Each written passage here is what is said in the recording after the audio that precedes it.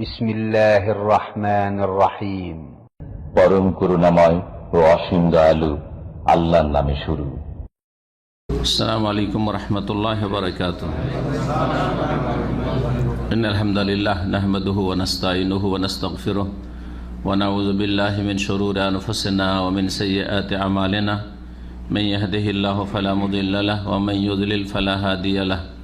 ওয়া আশহাদু আন লা ইলাহা ইল্লাল্লাহু ওয়াহদাহু লা শারীকা লাহু ওয়া আশহাদু আন্না মুহাম্মাদান আবদুহু ওয়া রাসূলুহু সাল্লাল্লাহু তাআলা আলাইহি ওয়া আলা আলিহি ওয়া সাহবিহি ওয়া সাল্লামা তাসলিমান কাসীরা।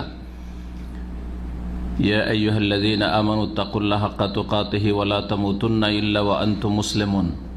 يا أيها الناس اتقوا ربكم الذي خلقكم من نفس واحدة وخلق منها زوجها وبث منهما رجالا كثيرا ونساء واتقوا الله الذي تساءلون به والأرحام إن الله كان عليكم رقيبا. يا أيها الذين آمنوا اتقوا الله وقولوا قولا سديدا يصلح لكم أعمالكم ويغفر لكم ذنوبكم ومن يطع الله ورسوله فقد فاز فوزا عظيما. أما بعد فإن خير الحديث كتاب الله وخير الهدي هدي محمد صلى الله عليه وسلم وشر الأمور محدثاتها وكل محدثة بدعة وكل بدعة ضلالة وكل ضلالة في النار. أعوذ بالله من الشيطان الرجيم. وأورثنا القوم الذين كانوا يستضعفون مشارق الأرض ومغاربها التي باركنا فيها. মহান আল্লাহর সমস্ত প্রশংসা যে আল্লাহ রাব্বুল আলামিন বরকতের মালিক, তিনি বরকতময়, তার জাত তার সত্তা বরকতময়, তার গুণাবলী সিফাত বরকতপূর্ণ এবং তিনি যেসব সৃষ্টিতে যেসব সময়ে কালে অথবা স্থানে জায়গায় বরকত রেখেছেন বা কোনো বস্তুতে কোনো সৃষ্টিতে বরকত রেখেছেন সেগুলি হচ্ছে বরকতপূর্ণ। আল্লাহ রাব্বুল আলামিন যেহেতু বরকতের মালিক, তাবারাকাল্লাযী বিয়াদিহিল মুলক ওয়া হুয়া আলা কুল্লি শাইইন কাদির, তাবারাকাল্লাযী নাযালাল ফুরকান। এভাবে কোরআনে কারিমে মহান আল্লাহ, তার সত্তা, তার গুণাবলী বরকতময়, এ কথা কোরআনে কারিমে ঘোষণা করা হয়েছে। সুতরাং তিনি যাতে ইচ্ছা তার সৃষ্টির মধ্য থেকে বরকত নিহিত রেখেছেন। সালাত এবং সালাম নাজিল হোক নবী মুহাম্মদুর রাসূলুল্লাহ সাল্লাল্লাহু আলাইহি ওয়াসাল্লামের উপর, যাকে আল্লাহ রাব্বুল আলামিন মানব জাতির মধ্যে সবচাইতে বেশি বরকতপূর্ণ করেছেন এবং তাকে আল্লাহ রাব্বুল আলামিন সৃষ্টি করেছেন বরকতপূর্ণ জায়গায়, মক্কাতুল মুকাররমায়। তার হিজরতের শহর হচ্ছে বরকতের শহর এবং তাকে যে মেরাজে নিয়ে যাওয়া হয়েছে, যেখান থেকে মক্কাতুল মুকাররমা, সেটা যেমন বরকতপূর্ণ, যেখানে মেরাজে নিয়ে যাওয়া হয়েছে এই জমিনি সফরে শাম দেশে, বাইতুল মুকাদ্দাসে, ফিলিস্তিনে, সেটাও বরকতপূর্ণ। আজকের আলোচনার বিষয়বস্তু এই শাম দেশ এবং শাম দেশের যারা অধিবাসী বাসিন্দা তাদের ফজিলত সম্পর্কে কোরআন সুন্নাহ কি বলে। আলোচনার বিভিন্ন দিক রয়েছে, তবে শুধু এই দিকটি আজকে আলোচনা করব যাতে করে আলোচনা লম্বা না হয়ে যায়। শাম দেশের বর্তমান অবস্থা, পরিস্থিতি, করণীয়, এগুলো অন্য দিক রয়েছে যেগুলি হয়তো অন্য সময় আলোচনায় আসবে অথবা এর আগে মজলুম মুসলিম ভাই বোনদের জন্য আমাদের করণীয়, বিশেষ করে বার্মার সম্পর্কে আলোচনা করতে গিয়ে সেখানে বলেছি মুসলিম বিশ্বে যেখানেই মুসলিমরা মজলুম, মুসলিমরা নির্যাতিত, তাদের জন্য আমরা কতটা কি করতে পারি নিজ নিজ জায়গা থেকে, এসব বিষয়গুলি নিয়ে আলোচনা হয়েছে আমাদের। এই শাম দেশ, প্রথম কথা, শাম দেশ কোন দেশকে বলে?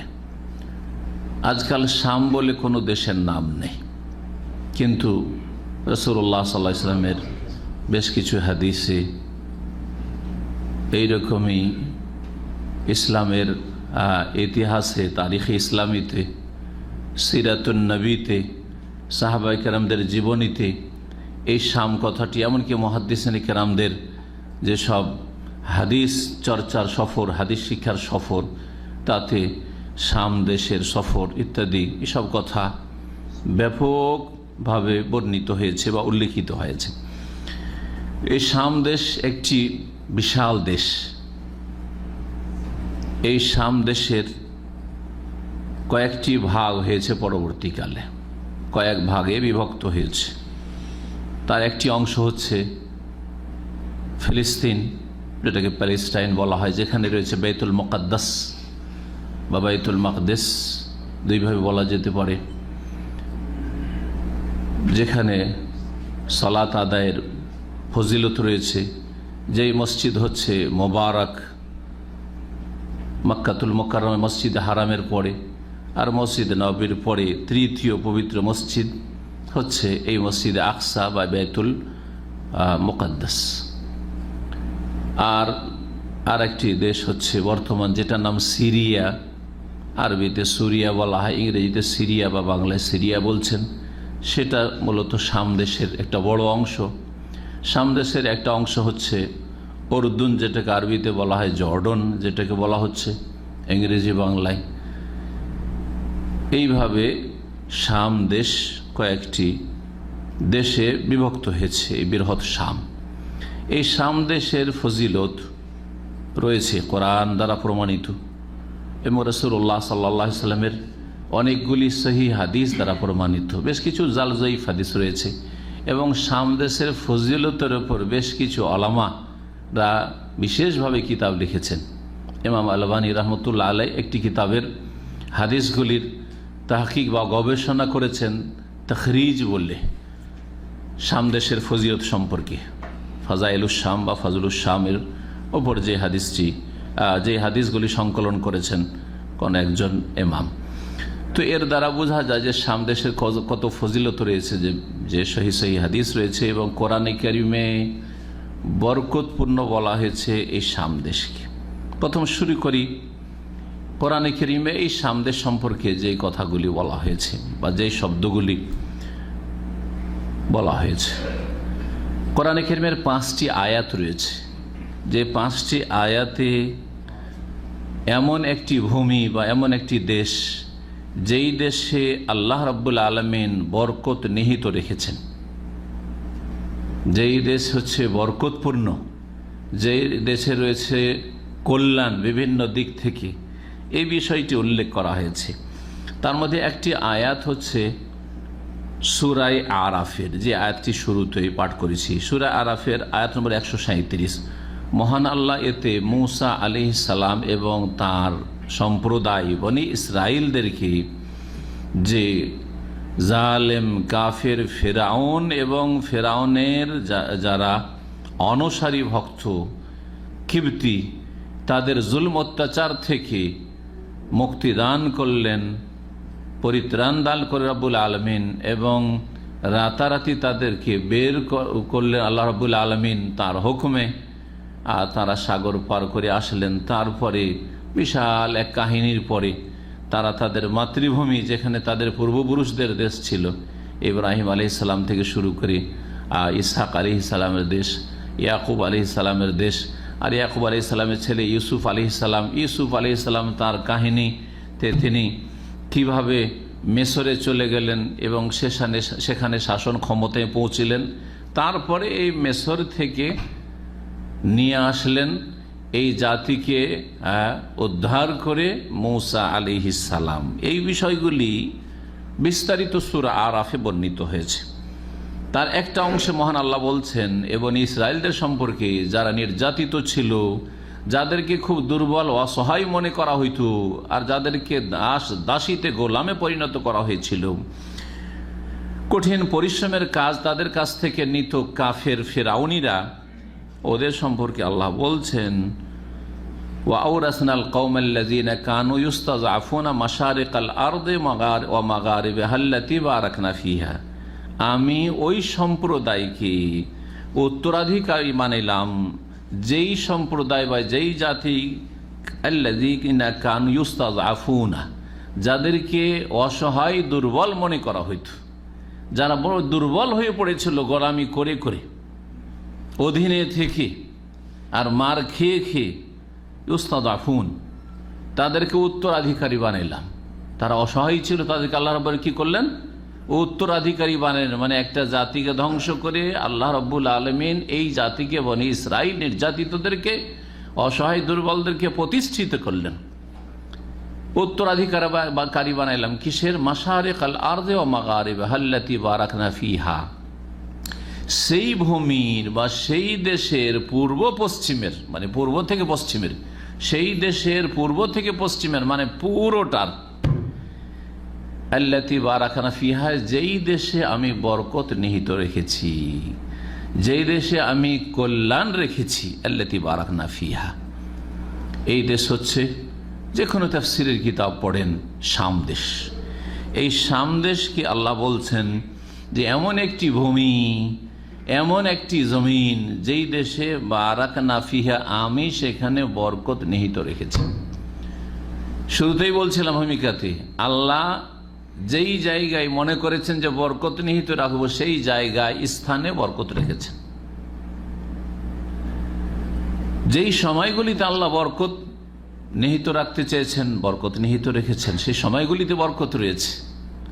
যেহেতু আল্লাহ রাব্বুল আলামিন এসবের সৃষ্টিকর্তা, তিনি যেমন স্থান সৃষ্টি করেছেন, জমিন সৃষ্টি করেছেন, তেমনই কাল সৃষ্টি করেছেন।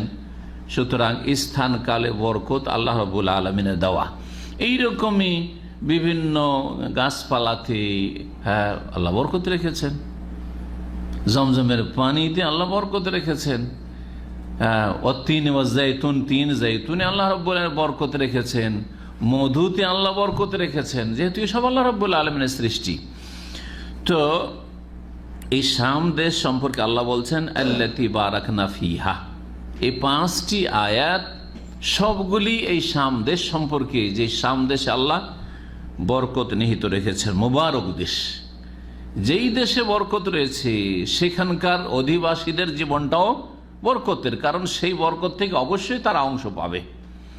সেখানকার ফসল, সেখানকার গাছপালা, সেখানকার ফলমূল বরকত রয়েছে। এই জন্য পৃথিবীর মধ্যে সবচাইতে ভালো জৈতুন হচ্ছে এই শাম দেশের। জৈতুনের তেল বিভিন্ন দেশ থেকে, এখানে সৌদি আরবে যারা থাকেন, জৈতুনের তেল বিভিন্ন দেশ থেকে আসে, কিন্তু সবচেয়ে ভালো তেল হচ্ছে শাম দেশের, ফিলিস্তিন এবং সিরিয়ার যেটা আবির্ভাব শাম দেশ। এই ছিল সূরা আরাফের আয়াত। তারপরে সূরা আম্বিয়ার আয়াত নম্বর ৭১ শোনায় আপনাদেরকে, যাতে আল্লাহ রাব্বুল আলামিন লূত আলাইহিস সালাম সম্পর্কে বলছেন, ওয়ানাজ্জাইনাহু ওয়া লূতান ইলাল আরদিল্লাতী বারাকনা ফিহা। ইব্রাহিম আলাইহিস সালাম, লূত আলাইহিস সালাম, এই নবীদের সম্পর্কে আল্লাহ বলতে গিয়ে বলছেন যে তাকে এবং লূত আলাইহিস সালামকে আমি পরিত্রাণ দিলাম সেই ভূমিতে, যেই ভূমিতে আমি বিশ্বজাহানের জন্য বরকত রেখেছি। আল্লাতী বারাকনা ফিহা লিল আলামিন, বিশ্বজাহানের জন্য সেখানে বরকত রয়েছে। তাহলে বোঝা যাচ্ছে যে এটা হচ্ছে বরকতের, এই শাম দেশ বরকতের কেন্দ্র। আর এখান থেকে সারা বিশ্বের মানুষ বরকত হাসিল করতে পারে। বরকত হাসিল করা মানে শিরকি বরকত হাসিল করা নয়, বরকত হাসিল করা মানে বেদাতি বরকত হাসিল করা নয়। তো বলছিলাম যে আল্লাহ রাব্বুল আলামিন এই শাম দেশে বরকত রেখেছেন বিশ্বজগতের মানুষের জন্য। সূরা আম্বিয়ার আয়াত নম্বর ৭১। তারপর সূরা আম্বিয়ার আয়াত নম্বর ৮১ তো একই কথা সুলাইমান আলাইহিস সালাম সম্পর্কে বলতে গিয়ে বলছেন, ওয়ালি সুলাইমান আর-রিহা আসিফাতান তাজরি বিআমরিহি ইলাল আরদিল্লাতী বারাকনা ফিহা। সুলাইমান আলাইহিস সালামের জন্য অনগত করে দিয়েছিলাম বাতাসকে, তাজরি বিআমরিহি, তার হুকুমে বাতাস প্রবাহিত হইত। তিনি যখন যেমন ভাবে বলতেন, বাতাসকে হুকুম করতেন, বাতাস ওইভাবে প্রবাহিত হইত। এলাল আরদিল্লাতী বারাকনা ফিহা, সেই ভূমির উদ্দেশ্যে বাতাস প্রবাহিত হইত যেই ভূমিতে আল্লাতী বারাকনা ফিহা, আমি বরকত নিহিত রেখেছি। এরও তাফসীর হচ্ছে শাম দেশ। সুলাইমান আলাইহিস সালামের রাজত্ব এই শাম দেশেই ছিল। এই শাম দেশে আমি বরকত রেখেছি। তিনি বাতাসকে হুকুম করতেন, বাতাস তার সিংহাসন নিয়ে চলত। অন্য আয়াতে রয়েছে বলে সুলাইমান রিহা গুদুওয়াহা শাহরুন ওয়া রাওয়াহুহা শাহরুন। সুলাইমান আলাইহিস সালামের অনুগত করেছিলাম বাতাসকে, এই বাতাসে গুদুওয়াহা শাহরুন, সকালবেলা 1 মাসের পথ তিনি ভ্রমণ করতেন। জি, ঘুরতে যেতেন 1 মাসের পথ, এত দূরে বাতাসে নিয়ে যেত। ওয়া রাওয়াহুহা শাহরুন, বিকালবেলা 1 মাসের পথ অতিক্রম করে যেতেন ভ্রমণ করতে, ঘুরতে। আজকাল এই যান্ত্রিক সভ্যতার যুগে কেউ যদি দাম্মাম থেকে জুবাইলের সাগর বিচে অথবা রাস্তান্নুরা সাগর বিচে যায়, তাহলে অনেক কিছু মনে করে যে আমি থাকি দাম্মামে, আর এত দূর আমি সমুদ্র বিচে বিনোদনে গিয়েছিলাম, আমোদ ফুর্তি করতে গিয়েছিলাম, তাই না? সুবহানাল্লাহ। কিন্তু এমন একটা যুগে, যেই সময় সায়েন্সের বিজ্ঞানের নামগন্ধ ছিল না, সেই সময় রব্বুল আলামিন সুলাইমান আলাইহিস সালামকে এই মুজিজা অলৌকিকত্ব দিয়েছিলেন। জি, আল্লাতী বারাকনা ফিহা ওয়া কুন্না বিকুল্লি শাইইন আলিমিন, আর আমি সবকিছু সম্পর্কে জানি। আল্লাহ রাব্বুল আলামিন শাম দেশে বরকত রেখেছেন। এই তৃতীয় আয়াত, দুটো আয়াত সূরা আম্বিয়াতে রয়েছে। চতুর্থ আয়াত সূরা সাবার, সূরা সাবার আয়াত নম্বর 18-তে মহান আল্লাহ ইরশাদ করছেন, সাবা কোন দেশকে বলা হয় বা কোন দেশের অংশ? ইয়ামানের অংশ। ইয়ামান দেশের এক সময় বড় উন্নতি ছিল, বড় সুখ শান্তি ছিল। পৃথিবীর মধ্যে সবচেয়ে দরিদ্র যেসব দেশগুলি, সেসবের শীর্ষস্থানীয় দেশ কয়েকটির মধ্যে একটি হচ্ছে ইয়ামান বর্তমানে। আল্লাহ রাব্বুল আলামিন কি করতে পারেন না। আর এর পিছনে মূল কারণ হচ্ছে, যে কোনো ক্ষেত্রে শুধু ইয়ামান সম্পর্কে বলছেন না, ইয়ামান সম্পর্কে নেন, আর শাম দেশ সম্পর্কে নেন, আর ফিলিস্তিন সম্পর্কে নেন, আর বার্মা সম্পর্কে নেন, আর কালকে আর কারো পালা আসবে তাদের সম্পর্কে নেন, ইরাক সম্পর্কে নেন, যে কোনো আল্লাহর জমিনি আজাব, যে কোনো রকমের আজাব এসেছে, আসমানি আজাব হইতে পারে, জমিনি আজাব হইতে পারে, কাফেরকে চাপিয়ে দেওয়া হইতে পারে, মুসলিমকে মুসলিমদের বিরুদ্ধে লড়িয়ে দেওয়া হইতে পারে, সবগুলি আল্লাহ রাব্বুল আলামিন আজাব। এগুলির পিছনে একটি মাত্র কারণ, আল্লাহর দিন থেকে দূরে সরে যাওয়া, তাওহীদ থেকে সরে গেছে, সুন্নাহ থেকে সরে গেছে, শিরকের কাছে চলে গেছে, কুফরির কাছে চলে গেছে, নাস্তিকতার কাছে চলে গেছে, বিধর্মিতার কাছে চলে গেছে, বিদআত থেকে কাছে এসে সুন্নাহ থেকে দূরে হয়ে গেছে, নামাজ সালাত থেকে মসজিদ থেকে দূরে হয়ে গেছে, আর পাপের নিকটবর্তী হয়েছে এই জাতি। হালাল থেকে দূরে চলে গেছে, হালাল রুজি খাওয়া লোক পাওয়া বড়ই মুশকিল, হারামের কাছে চলে গেছে। কোন দিকে চিকিৎসা করবেন? নিজের সংশোধন করুন, আল্লাহর রহমতে নেমে আসবে। জি হ্যাঁ, এই হচ্ছে সার কথা। মুসলিম উম্মতের যে এই দুর্দশা, এর পিছনে কারণ একমাত্র, এর সমাধান হচ্ছে যে আমাদেরকে আল্লাহর দিকে ফিরে যেতে হয়। ওয়াইন উদ্তুম উদনা, তোমরা যদি ফিরো তাহলে আমি তোমাদের জন্য রহমত নিয়ে, বরকত নিয়ে, সুখ শান্তি নিয়ে, নিরাপত্তা নিয়ে ফিরে আসবো।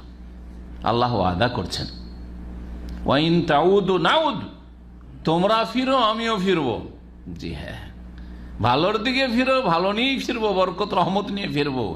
আর পাপের দিকে, উল্টো দিকে যদি ফিরো তো আমি শাস্তি নিয়ে তোমাদের উদ্দেশ্যে ফিরবো। এসব কথা কোরআনে কারিমে রয়েছে, কিন্তু জাতি তো বেপরোয়া হয়ে গেছে। মুসলিম জাতি শোনেও শোনে না, আর অধিকাংশ ইমানই রাখে না। জাতি শুধু মুসলমান, অসার মুসলমান। এই ইয়ামান দেশে সাবা একটা দেশ ছিল। এই সাবা বড়ই সুখ শান্তির দেশ, নিরাপদ দেশ। এত সুখ ছিল, সুখের সীমা ছিল না। এই সাবা থেকে লোকেরা সফর করে যেত শাম দেশে। শাম দেশ হচ্ছে ঠান্ডা দেশ, আর সাবা বা ইয়ামান হচ্ছে গরম দেশ। গরম দেশে শীতকালে থাকতে ভালো লাগে। যারা পয়সাওয়ালা মানুষ গ্রীষ্মকাল কাটায় ঠান্ডার সময়, তাই না? গ্রীষ্মকাল কাটায় কোথায়? ঠান্ডার দেশে। গ্রীষ্মকালটা কাটায় ঠান্ডার দেশ, ঠান্ডার জায়গাতে। আর শীতকালটা কাটায় কোথায়? গরমের এলাকাতে, গরম দেশ। জি, সৌদি আরবে দেখেন, যাদের কাছে বেশি পয়সা আছে, তাইফে বাড়ি করা আছে ওদের, সারা বছর থাকে। রিয়াজে না হয় দাম্মামে, আর না হয় মক্কায়। আর শীতকালে চলে যায় কোথায়? না, গরমের কালে চলে যায় কোথায়?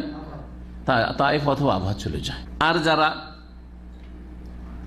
কাফের দেশে থাকার সুযোগ সুবিধা পেয়েছে এবং সেখানে থাকাটাকে পছন্দ করেছে, তারা মুসলিম দেশের নাগরিক, মুসলিম দেশের নাগরিক, আরব দেশের অনেক নাগরিক, তারা বছরের ওই গ্রীষ্মকালটা গিয়ে কোথায় কাটায়?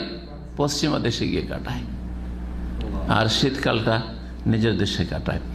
তো সাবার লোকেরা ওই রকমই, এক তো ব্যবসায়ী সফর হইতো, ব্যবসা বাণিজ্যের, ইয়ামানের মাল সামগ্রী, ব্যবসায়ী সামগ্রী নিয়ে সামদেশে যেত, সামদেশের সামগ্রী নিয়ে ইয়ামান দেশে আসতো, আর ইয়ামান থেকে তখন সাগর পথে ভারত আর বর্তমান বাংলাদেশ এর চিটাগাং আর বরগুনা আর আপনার চেন্নাই, মাদ্রাজ আর কলকাতা যেসব বন্দর এলাকা রয়েছে সেসব এলাকায় এসব ব্যবসায়ী সামগ্রী পৌঁছাতো এবং তারা ব্যবসা বাণিজ্য করে তাদের দুনিয়ার ক্ষেত্রে সুখী হইত। আল্লাহ খুব বরকত রেখেছিলেন, এই কথাই আল্লাহ এখানে উল্লেখ করেছেন।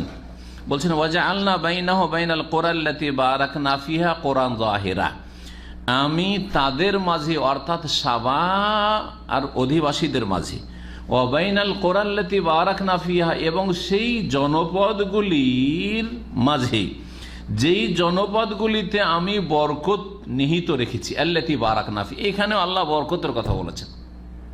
সাবা হচ্ছে দক্ষিণ দিকে ইয়ামান, আর যেই দেশে আল্লাহ যেই জনপদগুলিতে কোরা বহু বচন বরকত রেখেছেন সেগুলি হচ্ছে ফিলিস্তিন, সিরিয়া, জর্ডন, এইসব এলাকায় কি রেখেছি আমি? বরকত নিহিত রেখেছি। এর মাঝখানে এই রকমের মরুভূমি ছিল না। এই যে 1400 বছর থেকে মরুভূমি দেখছেন, এই মরুভূমি এখন তো কিছু কিছু শহর গড়ে উঠলো, আর এর চাইতে বেশি মরুভূমি ছিল, কোনো জনবসতি ছিল না, হয়তো হাজার হাজার মাইল সফর করতে হয়েছে, একটা কোনো মানুষ আর বসবাস করে না। আরব দেশের অবস্থাটা তো ঠিক ওই রকমই, ঠিক না?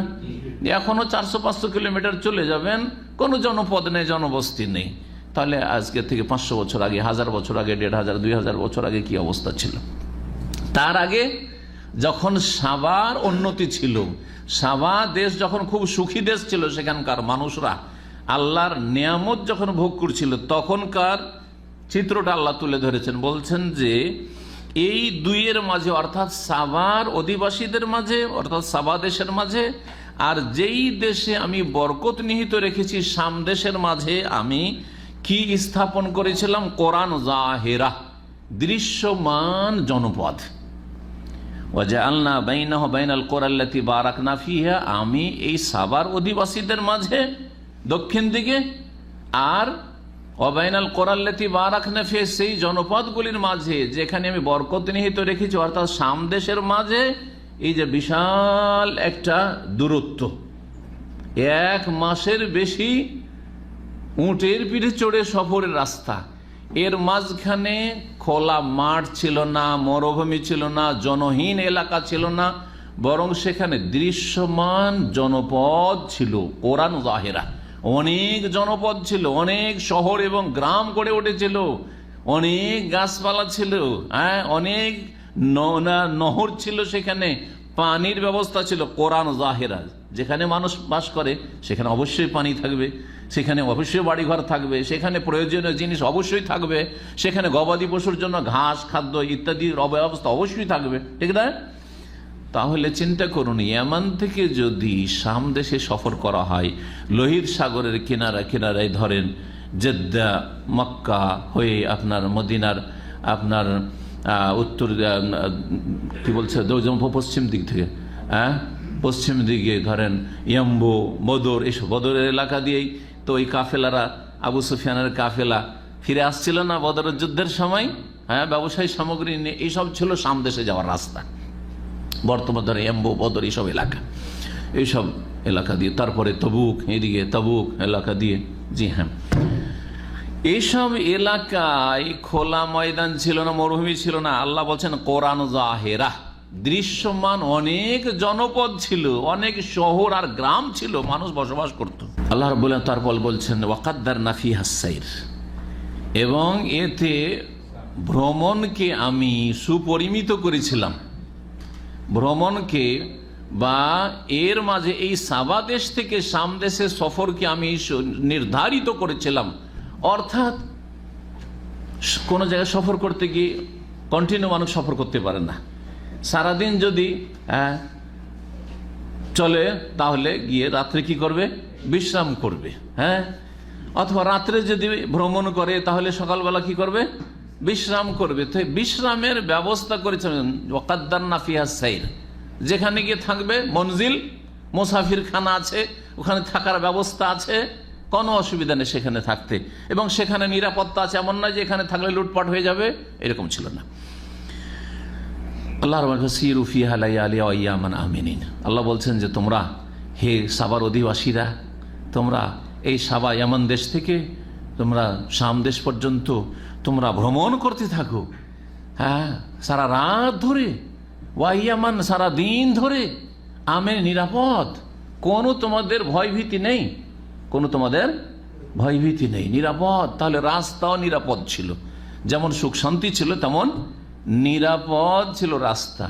চিন্তা করেন, আজ কি ওই সভ্যতার যুগেও রাত্রে সফর করা অত সহজ কথা নাই, তাই না? রাতে সফর করা অত সহজ কথা নয়। একমাত্র সৌদি আরব ছাড়া বা এই আরব দেশগুলি ছাড়া অন্যান্য দেশে রাত্রে সফর করতে গিয়ে আপনাকে চিন্তা করতে হবে যে আমার রাত্রে এই সফরটা নিরাপদ কি না, তারপরে সফর করতে হবে, ঠিক কিনা? জি হ্যাঁ।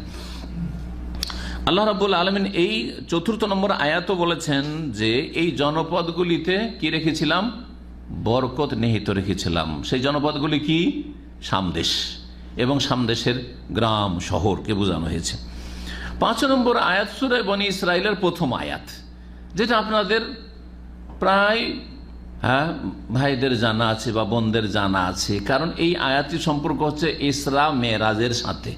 নবী করিম সাল্লাল্লাহু আলাইহি ওয়াসাল্লামের নৈশ ভ্রমণ সম্পর্কে, যে রাতারাতি আল্লাহ রাব্বুল আলামিন মক্কাতুল মুকাররমা থেকে তাকে বাইতুল মুকাদ্দাস নিয়ে গেলেন। বাইতুল মুকাদ্দাসে তিনি সমস্ত আম্বিয়া রাসূলগণ ইমামত করলেন মসজিদ আকসায়। তারপরে সেখান থেকে তাকে 7 আকাশে নিয়ে যাওয়া হইল, আর 5 ওয়াক্ত সালাত ফরজ করা হইল।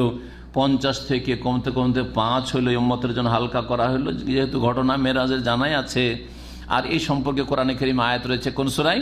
সূরায়ে বনী ইসরাইল বা সূরাতুল ইসরা, যেই সূরা দ্বিতীয় নাম, তার প্রথম আয়াতে সুবহানাল্লাযী আসরা বিআবদিহি লাইলাম মিনাল মসজিদিল হারাম ইলাল মসজিদিল আকসাল্লাযী বারাকনা হাওলাহু, পঞ্চম আয়াত।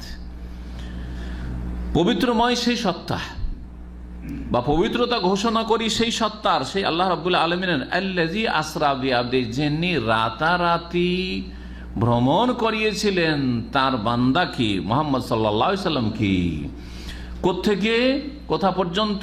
মিনাল মসজিদুল হারাম, মসজিদে হারাম থেকে, ইলাল মসজিদুল আকসা, মসজিদ আকসা পর্যন্ত, যেটা শাম দেশের ফিলিস্তিনে অবস্থিত। বৃহৎ শাম দেশের একটা অংশ হচ্ছে ফিলিস্তিন, প্যালেস্টাইন। এই মসজিদ আকসা পর্যন্ত আল্লাযী বারাকনা হাওলাহু। আল্লাহ এই কথা বললেন না যে এই মসজিদটাতেই শুধু বরকত রেখেছি। মসজিদে তো বরকত আছেই, ওটা তো বুঝেই নিবেন, কারণ আল্লাযী বারাকনা হাওলাহু, যার চারপাশে আমি বরকত রেখেছি। যার চারপাশে কি রেখেছি? বরকত নিহিত রেখেছি। সুবহানাল্লাহ, চিন্তা করুন যে আল্লাহ রাব্বুল আলামিন মসজিদ আকসাতে শুধু বরকত রাখেননি, মসজিদ আকসাতে সালাত আদায় করলে শুধু বরকত নেই, বরং মসজিদ আকসার চারপাশে কি আছে? আল্লাহ রাব্বুল বরকত নিহিত রেখেছেন, সেখানে কল্যাণ রয়েছে। এই কল্যাণটা কি ধরনের, এটা একটা প্রশ্ন। কিছু ইঙ্গিত করেছি, যেমন সেখানকার জাইতুন, কিন্তু শুধু তাতে সীমিত নয়। বড় একজন ইমাম ছিলেন আল ইজ ইবনে আব্দুস সালাম রাহমাতুল্লাহি আলাইহি, তিনি বলছেন ইখতালাফাল উলামা ফি হাযিহিল বারাকা, এই যে বরকত সামদেশে নিহিত রাখা হয়েছে, এতে উলামাদের বেশ কিছু মত রয়েছে। বরকতটা কি ধরনের বা কিসে বরকত ছিল? সেখানকার জায়গায় বরকত, না সেখানকার ফসলে পানিতে বরকত, না সেখানকার মানুষের জীবনে বরকত, না কিসে বরকত? তো বলছেন ফাকিলা হিয়া বির রাসূল ওয়াল আম্বিয়া, এই শাম দেশে বরকত আল্লাহ নিহিত রেখেছেন, এর মানে অধিকাংশ নবী রাসূলগণ শাম দেশে আল্লাহ সৃষ্টি করেছেন। আর এটা একেবারে চিরসত্য কথা। যতগুলি নাম নবী রাসূলগণের পাচ্ছেন কোরআনে কারিমে, কতজনের? 25 জন নবী রসুলের নাম কোরআনে কারিমে রয়েছে। অসংখ্য আরো নবী রয়েছে যাদের কথা আল্লাহ রাব্বুল আলামিন বর্ণনা করেননি, সুতরাং আমরা জানি না, কিন্তু আমরা বিশ্বাস রাখি যে আল্লাহ রাব্বুল আলামিন অনেক নবী এবং প্রত্যেক জাতিতে আল্লাহ রাব্বুল নবী রসুল পাঠিয়েছেন। রসুল এবং নবীদের মাধ্যমে আল্লাহ এখানে বরকত নিহিত রেখেছেন। এই নবী রসুলগণ যখন এসেছেন তাদের তৌহিদের দাওয়াত থেকে, তাদের ইবাদত বন্দেগীর দাওয়াত থেকে, তাদের আখলাক চরিত্র গঠনের দাওয়াত থেকে সর্বপ্রথম যারা লাভবান হয়েছেন তারা হচ্ছেন এই এলাকার বাসিন্দারা, এই এলাকার বাসিন্দারা। জি হ্যাঁ, তারপরে দূরে এই দাওয়াত হয়তো পৌঁছেছে। তো এই একটা বরকতের দিক। দ্বিতীয় বরকতের দিক, দ্বিতীয় মত হচ্ছে ওয়াকিলা বিমা বারাকা ফিহা মিনাস সিমারি ওয়াল মিয়াহে, এখানকার ফলমূলে আল্লাহ বরকত নিহিত রেখেছেন, এখানকার পানিতে আল্লাহ বরকত রেখেছেন। জি। ওয়াকালাত তাবারি, ইমাম ইবনে জারির তাবারি রাহমাতুল্লাহ আলাইহি তৃতীয় মত, জাআলনাল বারাকাতা লিসুক্কানি ফি মাআইশিহিম ওয়া আকওয়াতিহিম ওয়া হুরুসিহিম ওয়া গুরুসিহিম। তিনি বলছেন যে আল্লাহ রাব্বুল আলামিন যে বরকত রেখেছেন এর মানে হচ্ছে যে আল্লাহ এখানকার বাসিন্দাদের জন্য বরকত নিহিত রেখেছেন তাদের জীবন যাপনে, জীবনের প্রত্যেকটি ক্ষেত্রে। তাহলে জীবন যাপনে যে ক্ষেত্রগুলি রয়েছে, ওয়াকওয়াতিহিম তাদের খাদ্যদ্রব্যে, যেসব খাদ্যদ্রব্য তাদের রুজি, এবং ওয়াহুরুসহিম তাদের চাষাবাদে, ওয়াগুরুসহিম এবং তাদের যে গাছ রোপণ, রোপণ আর বপন, বীজ বপন করা আর গাছ রোপণ করা, একে হার্স আর গারাস বলা হয়। এগুলিতে অর্থাৎ সেখানকার ফসল, পানি, ফল মূল আর সেখানকার বাসিন্দা, সেখানে বাসিন্দার জীবনে আল্লাহ রাব্বুল বরকত নিহিত রেখেছেন। চতুর্থ মত হচ্ছে যে এই একটা একটাতে সীমিত না করে এই সার্বিক দিক থেকে আল্লাহ রাব্বুল আলামিন বরকত রেখেছেন। তাহলে সবগুলি কথাই ঠিক। নবী রসুলদের মাধ্যমে এই জমিন বরকতপূর্ণ, এখানকার ফলমূল পানিতেও বরকত রয়েছে, এখানকার বাসিন্দাদের জীবনযাপনেও বরকত রয়েছে, এখানকার চাষাবাদেও বরকত রয়েছে। এক কথায় সার্বিক দিক থেকে বরকত। আল হাক্কু আন্না হাযিহিল বারাকা গায়রু মুকাইয়াদাতুন ওয়ালা মাহদুদা। সত্যি কথা হচ্ছে যে এই বরকতটি সামান্য কিছু জিনিসে সীমিত নয় বা সামান্য কিছু বিষয়ে সীমিত নয়, বরং সেটা আনলিমিটেড বরকত রয়েছে। জি, আনলিমিটেড বরকত রয়েছে। আল্লাহ রাব্বুল বিভিন্ন দিক থেকে এতে বরকত নিহিত রেখেছেন। যেমন আয়াতে আমভাবে বলা হয়েছে ফাহিয়া শামিলাতুন লিকুল্লি আনওয়াইল বারাকা, সুতরাং এই বরকত জীবনের প্রতিটি ক্ষেত্রের বরকতকে শামিল, প্রত্যেকটি ক্ষেত্রকে শামিল। ইবাদত বন্দেগীর ক্ষেত্রে বরকত আছে। এই জন্য মক্কাতুল মুকাররমার পরে আর মদিনা মুনাওয়ারা মসজিদে নববীর পরে এই দুই মসজিদের পরে তৃতীয় ফজিলতের মসজিদ হচ্ছে বাইতুল মুকাদ্দাস, যেখানে সবের আশায় সফর করে যাবেন যে আমি ওখানে গিয়ে 2 রাকাত সালাত আদায় করব, বা কিছুদিন আমি ইবাদত বন্দেগী করব, অথবা সেখানে আমি স্থায়ী বসবাস করে আমি বাইতুল মুকাদ্দাসে, আমি মসজিদে আকসাতে ইবাদত বন্দেগী করব। যার ফজিলত সম্পর্কে বিভিন্ন রকমের হাদিস রয়েছে, 500 হাদিস রয়েছে, কিন্তু গবেষক ওলামারা সেটাকে জয়ীফ বলেছেন, যেটা খুব বেশি প্রসিদ্ধ। আর হাজারো হাদিস রয়েছে যেটা সহিহ নয়, জয়ীফ। আর 250 যে হাদিসটি রয়েছে গবেষক মুহাক্কিকিন ওলামারা সেটাকে সহিহ বলেছেন। আল্লাহ ভালো জানেন, আল্লাহ রাব্বুল ভালো জানেন। এক কথায় ফজিলতর জায়গা সেগুলি। বলছেন যে ফাহিয়া বারাকাতুর রাব্বানিয়া মুতলাকা, এটি আল্লাহ প্রদত্ত বরকত, আল্লাহ প্রদত্ত বরকত। জীবনের প্রতিটি ক্ষেত্রে আল্লাহ রাব্বুল আলামিন এখানে বরকত রেখেছেন, যেমন আয়াতে রয়েছে। আর এই মোবারক জমিন হচ্ছে মাকারু আবিল আম্বিয়া, সমস্ত নবীদের পিতা, নবীদের পিতা। ওলামারা নবীদের পিতা বলেছেন, কিন্তু আমাদের দেশের আলেম সমাজ উঠে পড়ে লেগে আছে যে জাতির পিতা সাব্যস্ত করতে হবে ইব্রাহিম আলাইহিস সালামকে, যেটার আমি বিরোধিতা করাই কত জায়গায়, যে আমারও প্রশ্ন। আর বাঙালি আলেমদের মধ্যে যেহেতু আমি বিরোধিতা করি, সেই জন্য তাদেরকে বেশি আজগবি লাগছে বা আজব লাগছে। না হলে আরব আলেমদের একটিও মত এখন পর্যন্ত পেলাম না যে জাতির পিতা ইব্রাহিম আলাইহিস সালাম। শুধু এই বাঙালি জাতির আলেম সমাজে এই ইখতিলাফটা দেখা যাচ্ছে। জি, তো আমাদের দেশের আলেম সমাজের আরবি কিতাব কম পড়ে আর অল্প পড়েই ফতোয়া বেশি। রাগ করবে আমার এই কথাতে হয়তো অনেক আলেমরাই, কিন্তু এই জন্যই এই জাতির পিতা। আর বিশেষ করে এর একটা প্রেক্ষাপট রয়েছে, ইংরেজরা যখন ভারত ছেড়ে গেল তখন ভারতের হিন্দুরা জাতির পিতা বানাইলো গান্ধীকে। পাকিস্তানরা যখন পাকিস্তান নিল, বলছে আমাদেরও জাতির পিতা, তোমাদের জাতির পিতা যদি গান্ধী হয় তা আমাদেরও জাতির পিতা লাগবে। তখন তারা জাতির পিতা বানাইলো কাকে? মোহাম্মদ আলী জিন্নাহকে। আর যখন 71-এ বাংলাদেশ স্বাধীন হইলো তো বলছে যে আরে আর তো আমাদের জাতির পিতা, আমরা তার পূর্ব পাকিস্তান না, ও তো নাম চেঞ্জ, বাংলাদেশ হয়ে গেল, তো আমরা তার মোহাম্মদ আলী জিন্নাহকে, যাকে কায়েদে আজম বলা হইতো এক সময়, তাকে তার জাতির পিতা বানাইতে পারছি না, মানতে পারছি না, শুধু আমাদের একটা জাতির পিতা লাগবে। হ্যাঁ, তখন ইজ আল্লাহ না জাত আনোয়াত কাম আল্লাহম জাতে আনোয়াত, বোঝা গেছে? ওই হাদিস বলা যেতে পারে এখানে আমাদের একটা জাতির পিতা লাগবে। তখন তাদের জাতির পিতা শেখ মুজিব সাহেব হয়ে গেলেন। আর যখন ইসলামপন্থীরা দেখলো যে আরে আমরা তো শেখ মুজিবকে জাতির পিতা মেনে নিতে পারি না, তখন তাদের বক্তারা বললো যে না না, আমরা শেখ মুজিবকে জাতির পিতা মানবো না, আমাদের জাতির পিতা ইব্রাহিম আলাইহিস সালাম। কথা বোঝা গেছে? এই হচ্ছে এর ইতিহাস। আসলে কোরআন সুন্নাহ দিয়ে এগুলো স্বীকৃত নাই। আর নবীদের পিতা যদি হয় তো শ্রদ্ধার ক্ষেত্রে আমরা পিতা বলতে পারি, সেটা আলাদা কথা, কিন্তু জাতির পিতা নাম কথাটি, এই ইস্তিলাহ বা এই টার্ম বা এই পরিভাষাটি ভুল। এই পরিভাষাটি এর উপরে একটা আমার আলোচনায় আছে। আর শোনার পরে যারা একটু গবেষণা পছন্দ করে তারা সেটাকে মেনে নিয়েছে, আর যারা এর সাথে ভিন্ন মত পোষণ করেছে অধিকার আছে। আমি বলছি না যে আমার কথাই ফরজ করে দিচ্ছি, তাদের উপর মানতে হবে।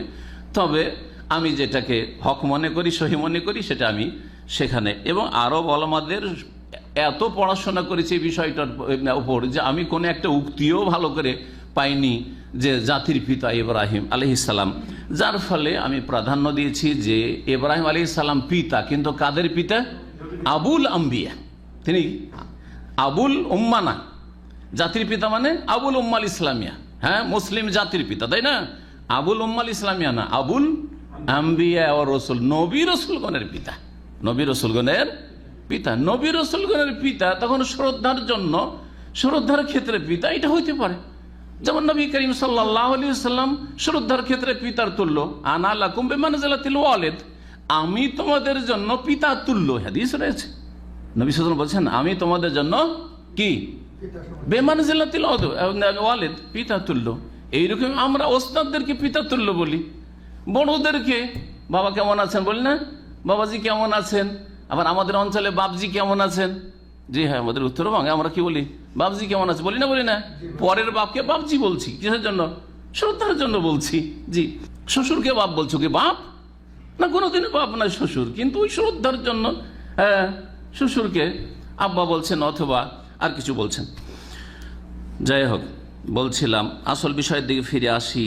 বলছেন ইস বিন আব্দুস সালামের কথা বলছি, একজন বড় ইমাম, তিনি বলছেন যে মাকাররু আবিল আম্বিয়া, ইস বিন আব্দুস সালামও তো কথা বললেন না যে মাকাররু আবিল উম্মাতিল ইসলামিয়া, মুসলিম জাতির পিতার কি বাসস্থান, মুসলিম জাতির পিতার, মুসলিম জাতির পিতাকে তাদের ভাষায় ইব্রাহিম আলাইহিস সালাম, তো মুসলিম জাতির পিতা তো বললেন না, কি বললেন? মাকাররু আবিল আম্বিয়া, নবীদের পিতার বাসস্থান। কোনটা? সামদেশ।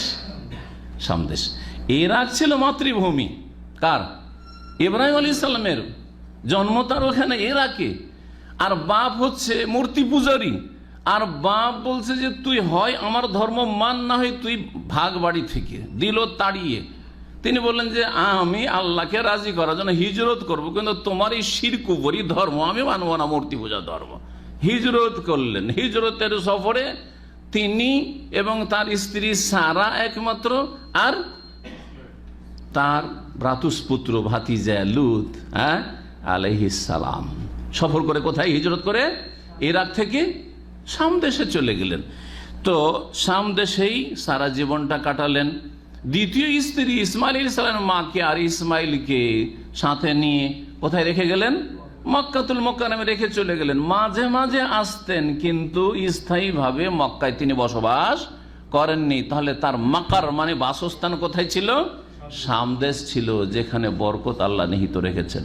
বরকত মক্কাতেও রেখেছি, তবে আল্লাহর হুকুম ছিল যে ইব্রাহিম তুমি মক্কায় বসবাস করবে না, তুমি মক্কাতে স্ত্রীকে আর ছেলেকে ছেড়ে যাও। এই ছেলে তোমার ইসমাইল আবাদ করবে এই মক্কাকে, আর তোমাকে কোথায় চলে যেতে হবে?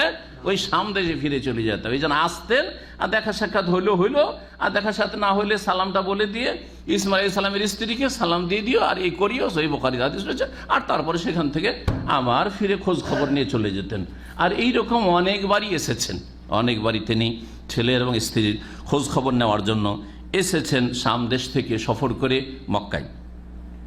মাকার ওয়াবিল আম্বিয়া ইব্রাহিম ওয়াবনাইহি সিওয়া ইসমাইল, আর তার দুই ছেলে ইসমাইল আলাইহিস সালাম ছাড়া, কারণ ইসমাইল আলাইহিস সালামকে কোথায় রেখে দিলেন?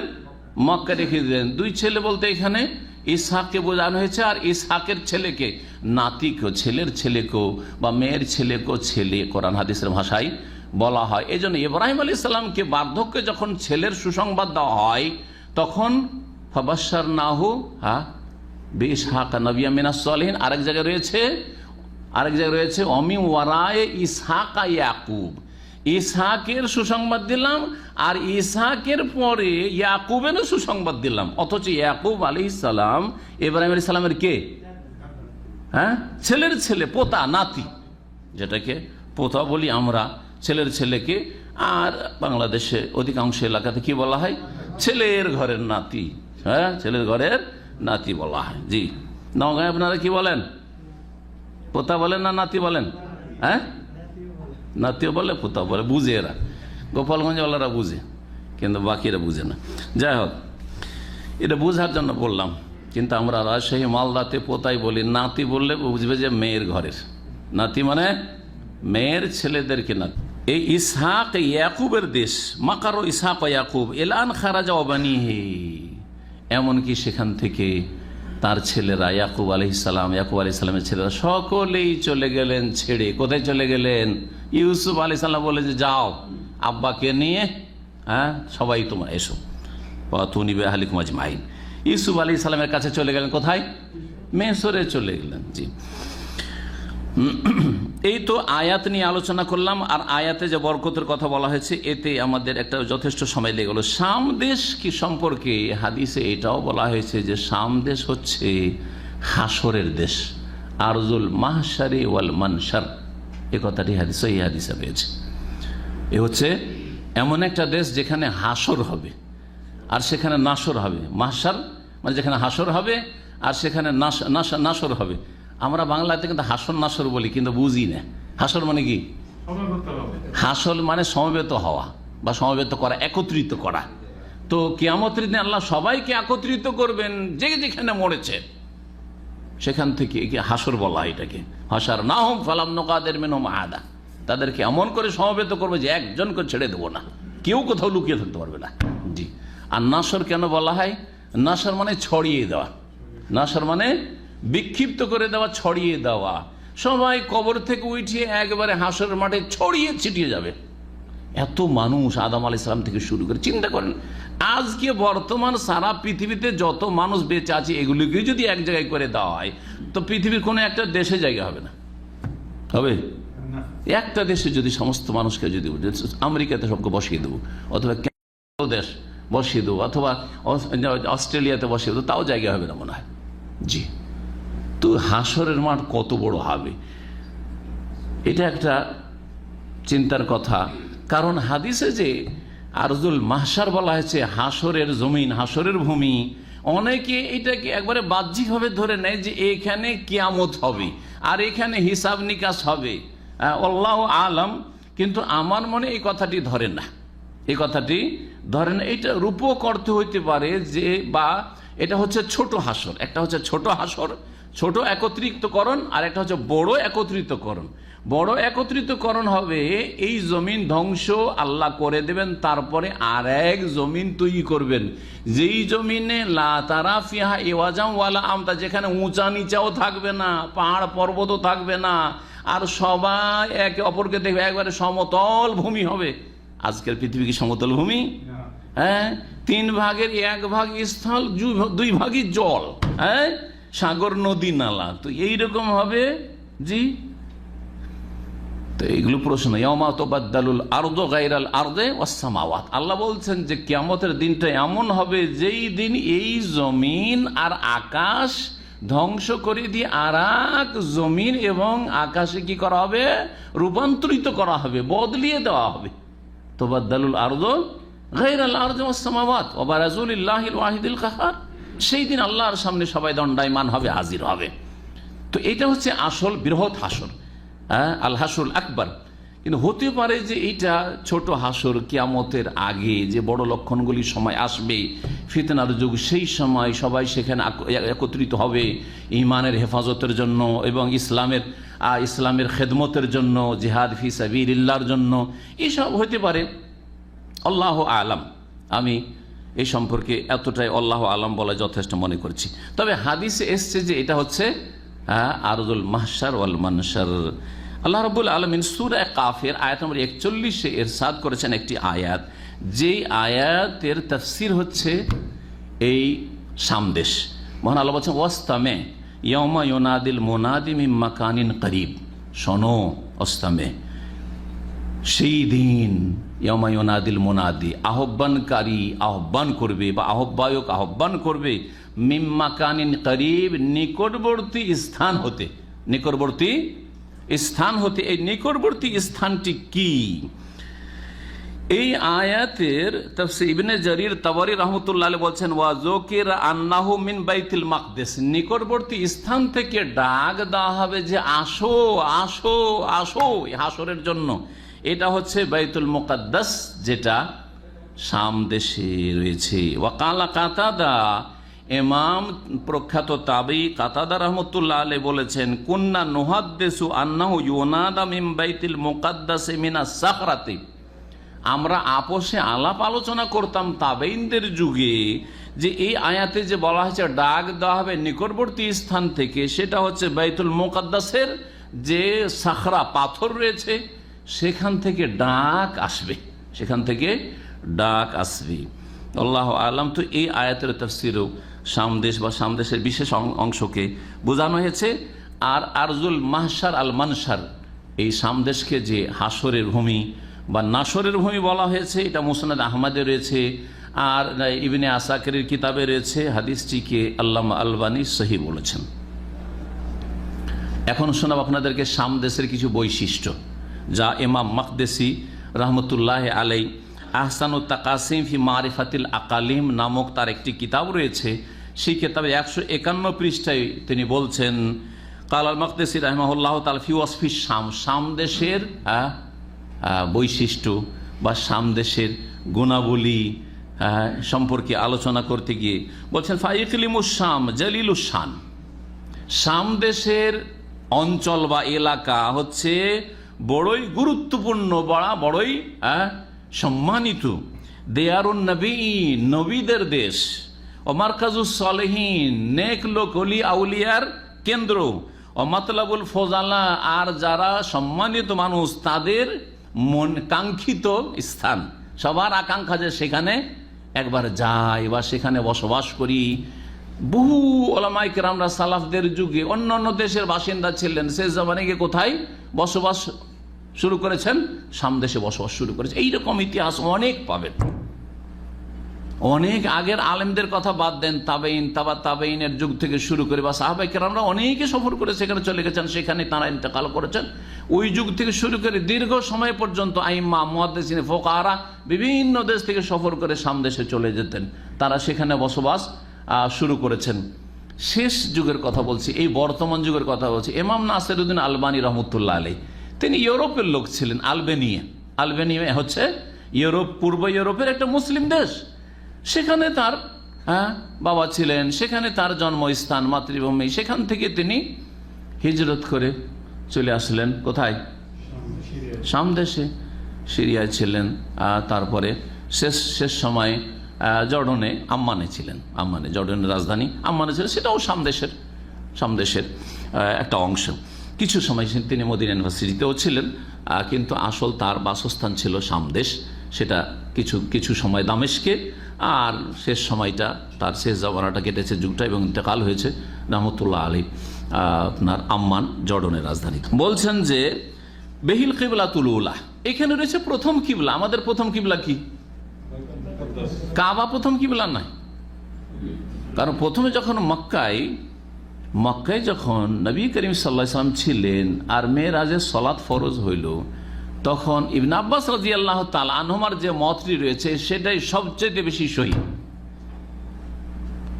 তিনি বলছেন যে এমনভাবে নবী সাল্লাল্লাহু আলাইহি ওয়াসাল্লাম সাহাবাই কেরামরা দাঁড়াতেন সলাতে কাবাকে, মানে কাবা ঘরকে সামনে করে, যে কাবাও যেন সামনে থাকে আর বাইতুল মুকাদ্দাসও সামনে থাকে।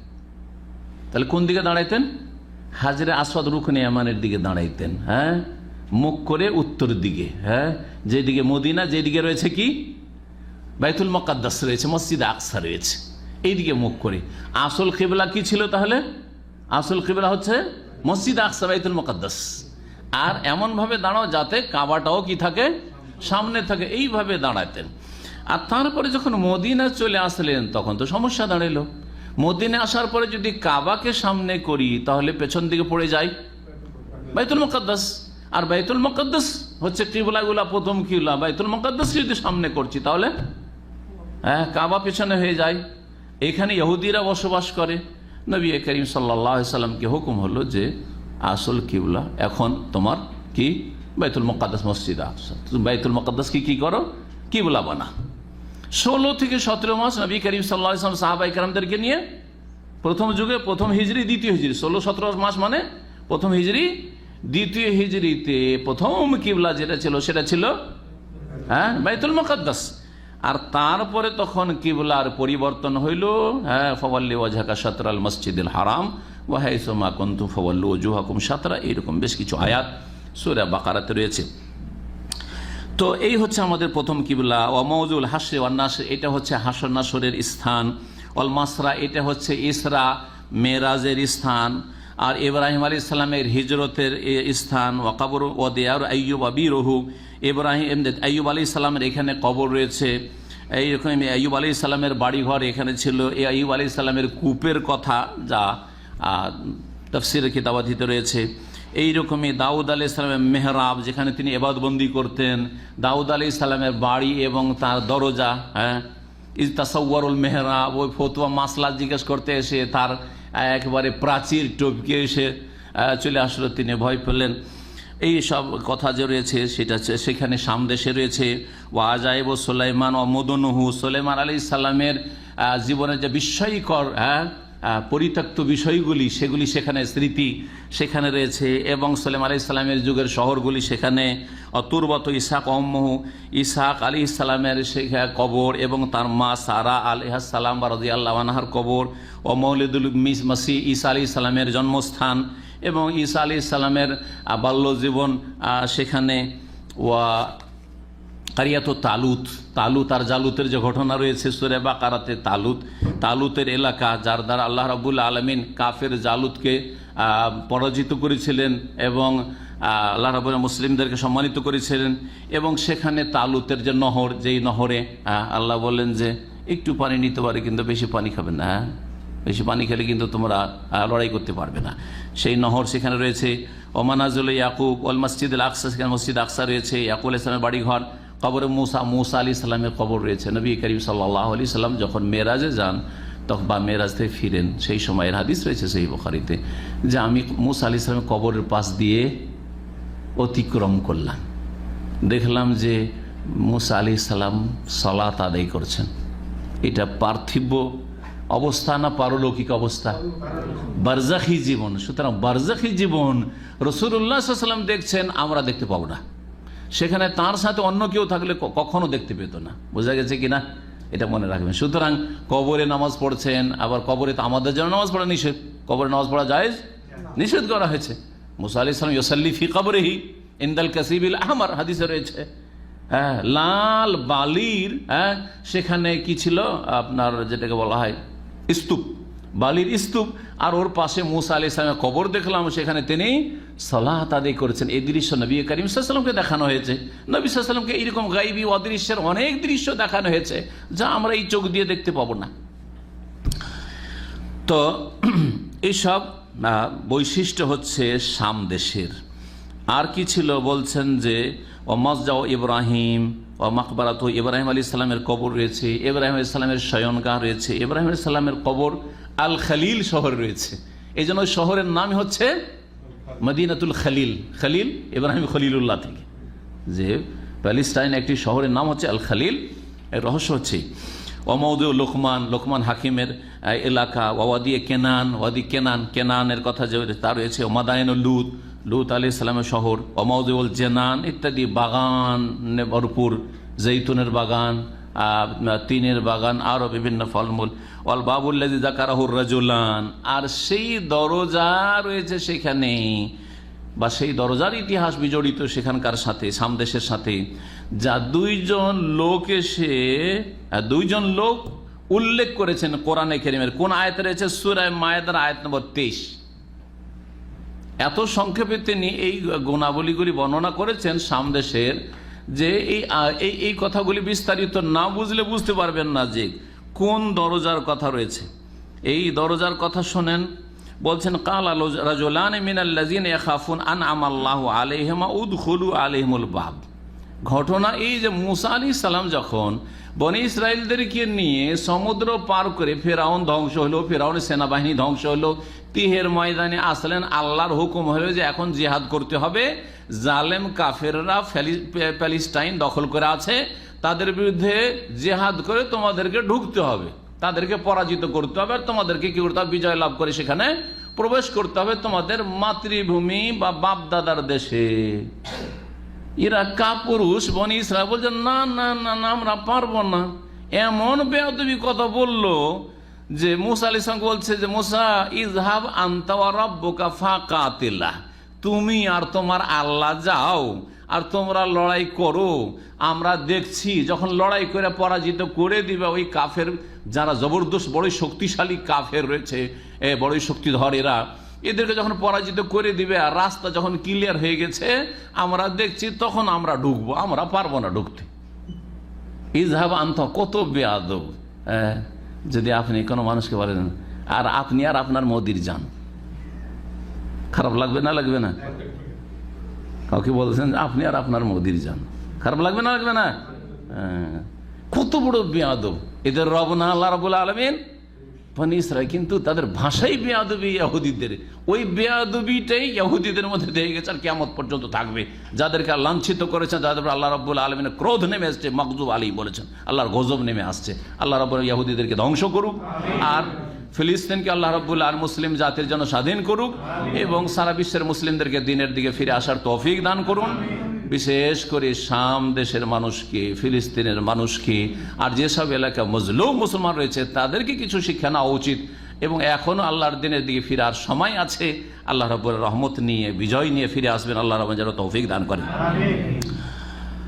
বলছিলাম যে বলে ইযহাব আনতা ওয়া রাব্বুকা, যাও যাও তুমি আর তোমার রব লড়াই করো, ফাকাতিলা, তোমরা গিয়ে লড়াই করো, ইন্নাহা হুনা কায়দুন, আমরা এখানে বসে বসে দেখব, যদি জিতে যাও তখন ঢুকবো, জিতে যাও তখন ঢুকবো। আল্লাহ রাব্বুল আলামিন এমন তাদের উপর আযাবের মার দিলেন যে ঠিক আছে, যাবি না, লড়াই করবি না, সব মিষ্টি মিশিয়ে মান্না সালোয়া খেয়ে সব ভোগ বিলাসী হয়ে গেছিস। হ্যাঁ, এইদিকে আকাশে মেঘের ছায়া, বাড়ি ঘর লাগে না, আর এদিকে 12টা নহর, যে পানির জন্য কষ্ট করতে হয় না, এক এক গোত্রের এক এক বংশ এক এক নহর, আর রাত্রে মান্নার সালোয়া পড়ছে, সকালে উঠে আমোদ ফুর্তি করে খাচ্ছিস, হ্যাঁ, আর নাকে তেল দিয়ে ঘুমাচ্ছিস। এটা সারা জীবন চলবে না, একটু মেহনত করতে হবে, রক্ত ঝরাইতে হবে, লড়াই করতে হবে। না, আমরা লড়াই করব না, ঠিক আছে থাক। জি, ফাইন্নাহা মুহাররামাতুন আলাইহিম 40 সানাতান ইয়াতিহুনা ফিল আরদ, 40 বছরের জন্য তোমাদের ওপর প্যালেস্টাইনকে, শাম দেশকে হারাম করে দেওয়া হইল। 40 বছর তোমরা ঢুকতে পারবে না, ঘুরতে থাকো তিহের ময়দান, যেখানে কোনো বাড়ি নেই, ঘর নেই, মানুষ নেই, তোমরা ছাড়া শুধু ঘুরতেই থাকো, রাস্তা খুঁজে পাই না। জি, সারা রাত চলতে থাকে, কারণ রোদে চলা যায় না, সারা রাত চলতে থাকে চলতে থাকে, সকাল হয় দেখো যেখান থেকে হাঁটতে লেগেছে ওখানে এসে হাজির, ওখানে এসে হাজির। মুফাসসিরিন করে সব লিখেছেন। এই করতে করতে 40 বছর কেটে গেল। ইয়াতিহুনা ফিল আরদ, হ্যাঁ, উদ্ভ্রান্ত হয়ে ঘুরে বেড়ায়। আল্লাহ বলছে ইয়াতিহুনা ফিল আরদ। জি, এই জন্য এই ময়দানটাকে তিহের ময়দান বলা হয়। ইয়াতিহুনা মানে উদ্ভ্রান্ত হয়ে ঘুরে বেড়া, তিহের ময়দানে ঘুরে বেড়ায় এই বনি ইসরাইল ইহুদিদের পূর্বপুরুষরা। জি হ্যাঁ, ফালা তা'সা আলাল কওমিল কাফির, আল্লাহ বলছেন এই কাফির অবদ্ধ নাফরমান জাতির বলা আল কওমিল ফাসিকিন, এই নাফরমান অবাধ্য জাতির ওপর হে মুসা আক্ষেপ করি। মুসা আলাইহিস সালামের যুগে বিজয় লাভই হলো না, কারণ ওরা দাঁড়াইলো না, লড়াই করবেই না। মুসা আলাইহিস সালাম ইন্তেকাল হয়ে গেল ওখানে। তারপর ইউশা বিন নুন, তার যে খাস ছাত্র ছিলেন, তার নেতৃত্বে লড়াই হইল। আর তারপরে বাইতুল মুকাদ্দাস বা প্যালেস্টাইন সামদেশে বিজয় লাভ করলেন। আর তারপরে বনী ইসরায়েলরা তাদের পূর্বপুরুষদের দেশে প্রবেশ করতে পেরেছিল। যখন এরা ঢুকতে রাজি হয়নি, তখন দুইজন লোক, এরা ভালো মানুষ ছিল, দুইজন লোক, কালা রাজুলান মিনাল্লাযিনা খাফুন, দুইজন লোক যারা আল্লাহকে ভয় করত, যে এইরকম যদি করি আল্লাহ কত নিয়ামত দিলেন, ফেরাউনের জুলুম থেকে আমাদেরকে উদ্ধার করলেন, আরে সমুদ্রে ডুবে মরতাম ফেরাউনের মতো, তার থেকে আল্লাহ উদ্ধার করলেন, স্পেশাল আমাদের জন্য রাস্তা বানিয়ে দিলেন, এত বড় মুজিজা আল্লাহ আমাদেরকে দিলেন আমাদের নবীদের মাধ্যমে, আল্লাহ আমাদেরকে হেদায়েত দান করেন। কত জুলম অত্যাচার হচ্ছিল, আমাদের পুরুষদেরকে হত্যা করা হচ্ছিল, নারীদেরকে দাসী বানানো হচ্ছিল, জুলমের শেষ ছিল না, আর তোমরা এত নাশুকরগুজার হয়ে গেলে। আল্লাহকে তারা ভয় করে বলে আনআমাল্লাহু আলাইহিমা, আল্লাহ তাদের অনুগ্রহ করেছিলেন, ভালো কথা বলার তৌফিক আল্লাহ দিলেন। বলে উদখুলু আলাইহিমুল বাব, আরে ঢুকো, একটু চেষ্টা করো, আল্লাহ বিজয় দান করবেন। শুধু হরকত করতে হবে, তাহলে আল্লাহ বরকত দিবেন। মুসলিম জাতি হয়ে গেছে ঠিক ওই রকম, হরকত করতে চাই না, কি বলবে, মৌলবাদী বলে দিবে যে, সন্ত্রাসী বলে দিবে যে, আর কিছু বলে দিবে যে, হ্যাঁ চরমপন্থী বলে দেবে যে, আরো কিছু লেভেল লেগে যাবে যে, হ্যাঁ কি আমার উপর অসন্তুষ্ট হয়ে যাবে, ইহুদি আমাদের উপর অসন্তুষ্ট হয়ে যাবে, খ্রিস্টান অসন্তুষ্ট হয়ে যাবে, অমুক অসন্তুষ্ট হয়ে যাবে। এই হচ্ছে অবস্থা। ইতিহাস বারবার ফিরে আসে। মানে ইসরায়েল যা করেছিল, যার জন্য 40 বছর তারা উদ্ভ্রান্ত হয়ে এই তিহের ময়দানে ঘুরে বেড়িয়েছে, সেই অবস্থাই হয়েছে আমাদের আজকে। বড় দুঃখের বিষয়। উদখুলু আলাইহিমুল বাব, আরে এই দরজাতে ঢুকার চেষ্টা করো, ঢুকবে তখন ওরা প্রতিহত করবে, হবে একটা লড়াই হবে, তারপরে তারা কাপুরুষ ইহুদি এই জালেম কাফেরা বাঁচতে চায়, আর তোমরা মুমিন মুসলিম, তোমরা মুসা আলাইহিস সালামের প্রতি ঈমান নিয়ে এসছো, আল্লাহর প্রতি তাওরাতের প্রতি ঈমান নিয়ে এসছো, আল্লাহ ভরসা করো। উদখুলু আলাইহিমুল বাবা ফাইযা দাখালতুমুহু ফাইন্নাকুম গালিবুন, তোমরা যদি প্রবেশ করো, চেষ্টা করো, তাহলে অবশ্যই তোমরা বিজয় লাভ করবে, অবশ্যই তোমরা বিজয় লাভ করবে। এই গেটটার কথা যে বাপ বলা হয়েছে, এই গেটটা সামদেশে রয়েছে, এই কথা মাকদেসি রহমতুল্লাহ আলাই তার কিতাবে উল্লেখ করেছেন।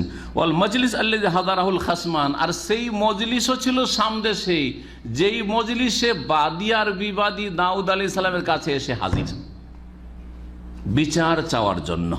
এটা আবার কোথায় রয়েছে? এর তাফসীল সূরা সদের আয়াত নম্বর 22 রয়েছে। বলছেন ইজ দাখালু আলা দাউদ, হঠাৎ করে দাউদ আলাইহিস সালামের কাছে প্রবেশ করলো। ফাফাজিয়া মিনহুম, দাউদ আলাইহিস সালামের বিশ্রামের সময় ছিল, বিশ্রামের সময় অনুমতি নেয়নি, জানায়নি যে কে আসছে না আসছে। হঠাৎ করে যদি আপনার ঘরে ঢুকে পড়ে, ভয় পাবেন না? তো দাউদ আলাইহিস সালাম একটু ঘাবড়িয়ে গেলেন যে কি ব্যাপার। কালু লা তাখাফ, তখন ওরা বলছে যে দেখেন দাউদ আলাইহিস সালাম, আপনি ভয় করিয়েন না। খাস মানে বাগা বাদনা আলা বাজ, আমরা বাদী আর বিবাদী দুইজনে ঝগড়া হয়েছে, একজন আর একজনের ওপর জুলুম করেছে। ফাহকুম বাইনানা বিল হক, সুতরাং আমাদের মাঝে আপনি সুবিচার করুন, সত্য সহকারে বিচার করুন। ওয়ালা তুশতিত, আর আপনি অবিচার করিয়েন না। ওয়াহদিনা ইলা সাওয়াইস সিরাত, আর আমাদেরকে সঠিক পথ প্রদর্শন করুন। এই যে বিষয়টি বলা হয়েছে, যে মজলিস দাউদ আলাইহিস সালামের সেখানে বিচার মজলিস কায়েম হয়েছিল, বা দাউদ আলাইহিস সালামের আদালত বলতে পারেন, সেটাও ছিল সামদেশে। ওয়াকাবর মারিয়াম আলাইহিস সালামের কবর এই সামদেশে। রাহিল হচ্ছে ইউসুফ আলাইহিস সালামের মা। ইউসুফ আর বেনিয়ামিন যে দুই ভাই, আপন ভাই, ইয়াকুব আলাইহিস সালামের এক বড় স্ত্রী থেকে 10 ছেলে, আর ছোট স্ত্রী থেকে 2 ছেলে, বেনিয়ামিন আর ইউসুফ আলাইহিস সালাম। এ রাহিলের কবর রয়েছে। ও মাজমাউল বাহরাইন, এখানে মাজমাউল বাহরাইন রয়েছে। মাজমাউল বাহরাইন কথা মুসা আর খিজরের ঘটনা যদি পড়েন সূরা কাহফে, তাতে রয়েছে। ওয়াইদ কালা মুসা লিফাতাহু লা আবরাহু হাত্তা আবলুগা মাজমাল বাহরাইন। মুসা আলাইহিস সালামের ঘটনা তো জানেন, মুসা আলাইহিস সালামের খিজরের ঘটনা। আল্লাহ বললেন যে দেখো, এমনও জ্ঞান আছে, এলেম আছে, যে এলেমটা তোমার কাছে মুসার নেই, তো তুমি একটু দেখো। তো যাও, তোমার একজন সঙ্গী নিয়ে বেরিয়ে পড়ো। কোন জায়গায় যাও? মাজমাউল বাহরাইন। 2 সাগর একসাথে মিলিত হয়েছে, 2 সাগরের মিলন স্থল, সঙ্গম স্থল, ওখানে গিয়ে পৌঁছে যাও। সেখানে আমার এক বান্দাকে পাবে, তার কাছে তুমি যাও, তার কাছে কিছু শিখাস। এই ছিল ঘটনা মুসা আলাইহিস সালাম আর খেজর আলাইহিস সালামের ঘটনা লম্বা করবো না। এই মাজমাউল বাহরাইনের কথা যে রয়েছে, এটা কোন দেশে? এটা শাম দেশ, এটা হচ্ছে শাম দেশ। আর তারপরে এছাড়াও বহু ফজিলত রয়েছে এবং সেখানকার ফলমূল, সেখানকার সুখ শান্তি যা শুনলে মানুষ অবাক হবে। এবং সেখানে এবাদত বন্দিগিতে যে মন লাগে, যেমন মক্কাতুল মুকাররমে গেলে এবাদত বন্দিগিতে মন লাগে, মদিনায় মসজিদে নববীতে গেলে এবাদত মন লাগে, ঠিক তেমনই বাইতুল মুকাদ্দাসে শাম দেশে গেলে এবাদত বন্দিগিতে মন লাগে। সেসব ইবাদতের দেশ, যেহেতু আম্বিয়া রাসূলগণের দেশ, মানুষ অনেক কিছু যখন চোখে দেখে তখন ঈমান তাজা হয়, হয় না? হয় না? জি, একটা শোনা কথা আর একটা চোখে দেখা কথা, দুটোতে পার্থক্য রয়েছে। এইসব যখন আম্বিয়া রাসূলগণের ইতিহাস দেখবেন সচক্ষে, এবং সেই দেশে যখন আপনি বসবাস করবেন, সেই দেশে যখন আপনি ঘোরাফেরা করবেন, তখন একটা ইমানি ইসলামী অনুভূতি আলাদা থাকবে। জি, শাম দেশ সম্পর্কে এই ছিল ইমাম মাকদেসি রহমতুল্লাহ আলাইহির অনেক গুরুত্বপূর্ণ কথা। শাম দেশ এমন একটা দেশ, যেই দেশের জিহাদের মাধ্যমে বিজয় লাভ হবে মুসলিম উম্মাহ, এরকম ভবিষ্যৎবাণী রয়েছে নবী সাল্লাল্লাহু আলাইহি ওয়াসাল্লাম হাদিসে। শাম দেশ এমন একটা দেশ, যেই দেশে সাহায্যপ্রাপ্ত দল আল্লাহর দ্বীনকে শক্তিশালী করার জন্য, আল্লাহর কালেমাকে উঁচা করার জন্য তারা লড়াই করবে, সংগ্রাম করবে, জিহাদ করবে, তাদেরকে কোনো অপদস্থকারী, লাঞ্ছিত করতে পারবে না। এই মর্মে শাম দেশের ফজিলতে 20 রয়েছে, 20টি সহিহ হাদিস রয়েছে। আর জয়ীফ জাল আরো মেলা হাদিস রয়েছে, সেগুলি বাদ দিলাম। জয়ীফ জাল আরো মেলা হাদিস রয়েছে, সেগুলি বাদ দিলাম। আর প্রত্যেক শহর সম্পর্কে কিছু কিছু জাল জয়ীফ হাদিস রয়েছে। তার মধ্যে শাম দেশেরও ক্ষেত্রে অনেক মিথ্যুকরা জাল জয়ীফ হাদিস বানিয়েছে, সেগুলি জাল জয়ীফ, সেগুলির দরকার নেই আমাদের। সহি 20টির মতো হাদিস রয়েছে, যেগুলি ওলামারা বর্ণনা করেছেন। আর হাদিসগুলি আমার কাছে প্রায় সংকলিত আছে। সময়ের স্বল্পতার কারণে দু একটি হাদিস শোনাই। আমার কাছে সামনে 5টি হাদিস আছে এবং 5টি সহি। রাসূলুল্লাহ সাল্লাল্লাহু আলাইহি ওয়াসাল্লাম বলছেন, এক ব্যক্তিকে, ইবনে হাওয়ালা, ইযা রাআইতাল খিলাফাতা কাদ নাযালাত আরদাল মুকাদ্দাসা, যখন দেখবে যে খেলাফত পবিত্র ভূমিতে, আরজে মুকাদ্দাস মানে ফিলিস্তিনি বা শাম দেশে, পবিত্র ভূমিতে শাম দেশে নেমে এসে ফাকাদ দানাতিজ জালাজিলু ওয়াল বালাবিলু ওয়াল উমুরুল ইজাম, তখন দেখবে যে ভূমিকম্প ঘনিয়ে এসেছে, বিপদ আপদ ঘনিয়ে এসছে, আর বড় বড় মহাসংকট ঘনিয়ে এসছে। সারা বিশ্বে বহু রকমের বিপদ আপদ দেখা যাবে। ওয়াসসাআতু ইয়াউমাইযিন আকরাবু মিনান নাস, আর সেই সময় কিয়ামত অত্যন্ত নিকটবর্তী হয়ে যাবে।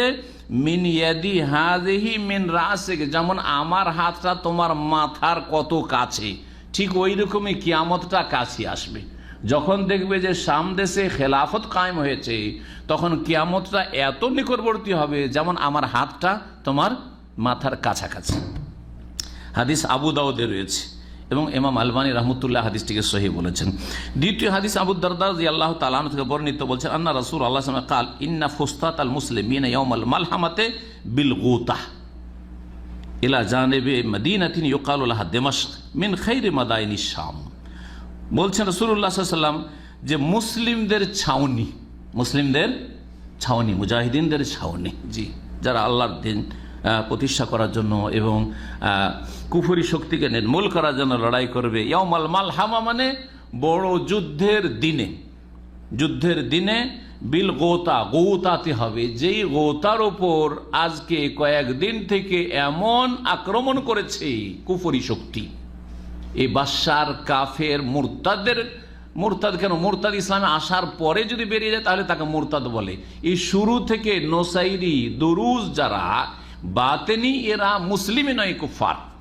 সুতরাং বাশারকে কেউ কখনো মুসলিম মনে করবেন না যে আগে হয়তো মুসলিম ছিল এখন কাফের হয়েছে। না না না না, জি হ্যাঁ, এই একটা বড় কাফের শক্তি, এ বাশারের শক্তি।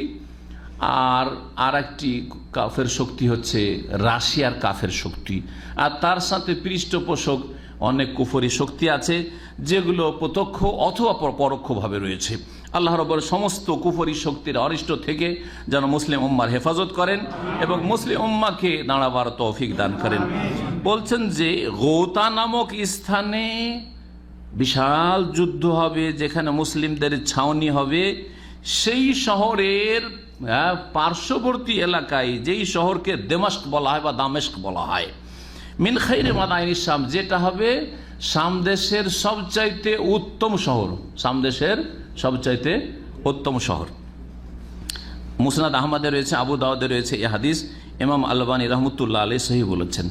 এই গোতা আর নাম আসলো, এই গোতায় এই কয়েকদিন, 2-3 দিনের মধ্যে, 4 দিনের মধ্যেকার ঘটনা, এখনকার ঘটনা, যেখানে 500-র বেশি, এটা তো খবরে আরও যে কত মারে, 500-র বেশি মুসলিম নিহত হয়েছে। আল্লাহ যেন তাদের শাহাদাত কবুল করেন।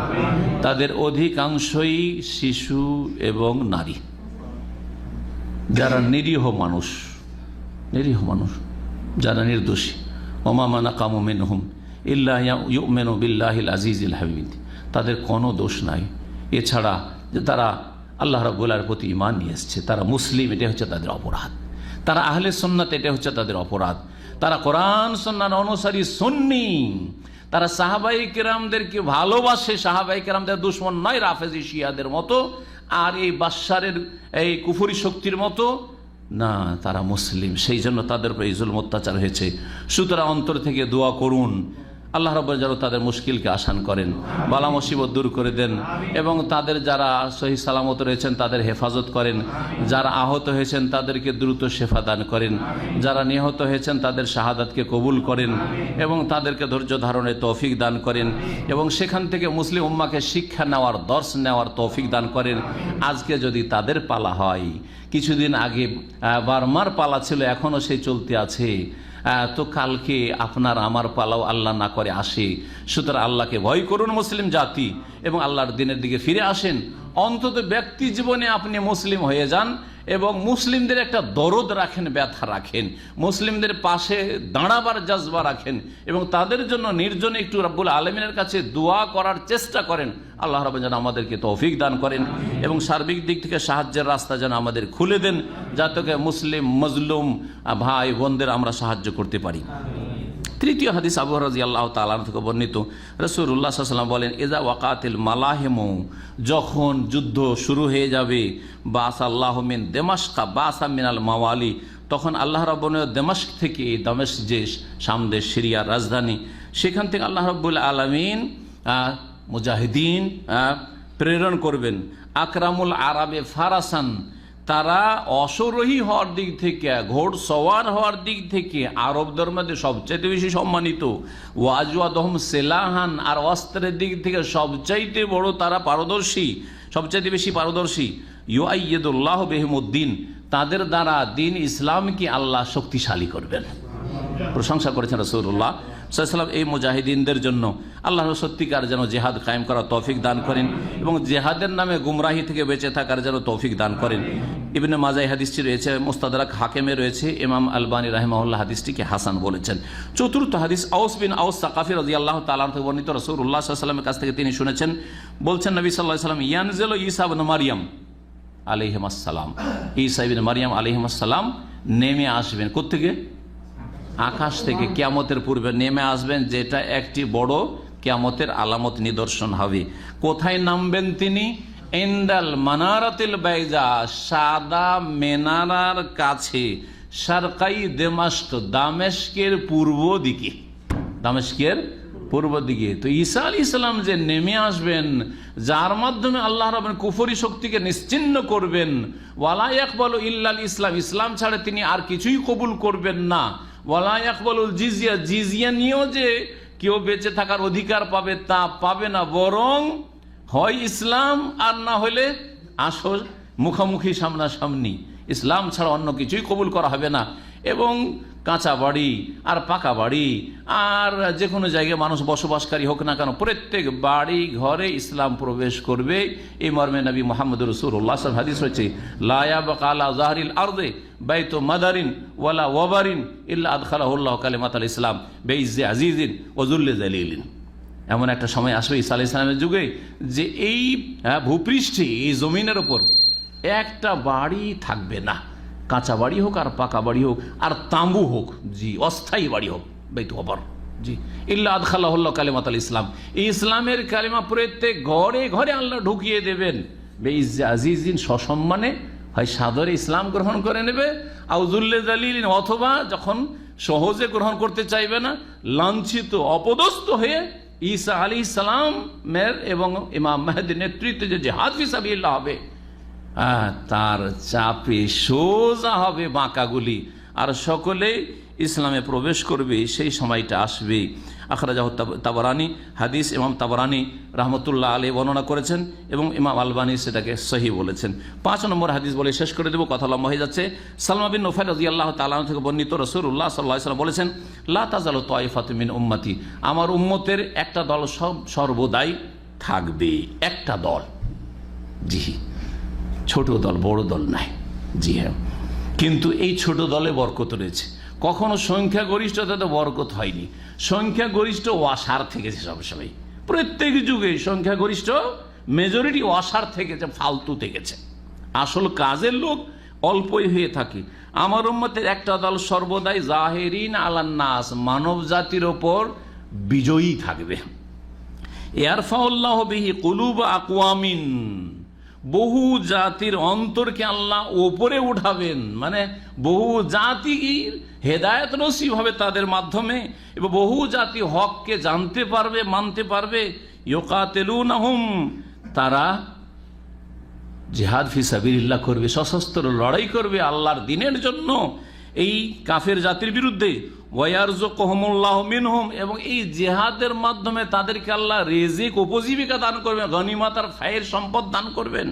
হাত্তা ইয়াতি আমরুল্লাহ আযজা ওয়া জাল, আল্লাহর নির্দেশ আসা পর্যন্ত, মানে কিয়ামত আসা পর্যন্ত। ওয়াহুম আলা যালিকা, এর ওপর তারা অব্যাহত থাকবে, বা এর ওপরই তারা থাকবে, স্থায়ী থাকবে। আলা, আর শুনে রাখো এই দলটির আসল স্থান কোথায় হবে। আলা ইন্না ওকরা দারিল মুমিনিনা আশ-শাম, আসল মুমিনদের বাসস্থান হবে শাম দেশ। এই শাম শব্দটিতে এসেছে। আলা ইন্না ওকরা দারিল মুমিনিনা আশ-শাম, আসল মুমিনদের বাসস্থান হবে, বা আশ্রয়স্থল হবে শাম দেশ। ওয়াল খাইলু মাকুদু ফি নাওয়াসিহাল খাইর, আর ঘোড়ার কপালে, মানে ভাগ্যে কল্যাণ কিয়ামত পর্যন্ত, ইলা ইয়াউমিল কিয়ামা, কিয়ামত পর্যন্ত লিখা আছে। অর্থাৎ আল্লাহ রাব্বুল আলামিন অসযোদ্ধা, যারা ঘোড়ার পিঠে যুদ্ধ করবে, তাদের মাধ্যমে দিনকে সর্বদাই শক্তিশালী করেছেন, আর কিয়ামত পর্যন্ত শক্তিশালী করতে থাকবেন। আল্লাহ রাব্বুল আলামিন যেন আমাদেরকে নেক আমলের তৌফিক দান করেন।